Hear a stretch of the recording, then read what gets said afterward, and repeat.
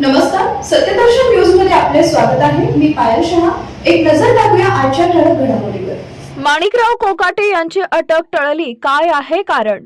नाशिकमधील 1995च्या सदनिका वाटप घोटाळा प्रकरणात माजी मंत्री माणिकराव कोकाटे यांच्या शिक्षेची स्थगिती याचिकेवर मुंबई उच्च न्यायालयात आज सुनावणी झाली. कोर्टानं माणिकराव कोकाटे यांना मोठा दिलासा देत त्यांची अटक टाळली असल्याचं जाहीर केलं आहे. त्यांना 1 लाखांच्या जात मुचलक्यावर जामीन मंजूर करण्यात आलाय, त्यामुळे कोकाटे यांना तात्काळ तुरुंगात जावं लागणार नाही. तथापि न्यायालयानं कोकाटे यांची 2 वर्षाची शिक्षा कायम ठेवली आहे.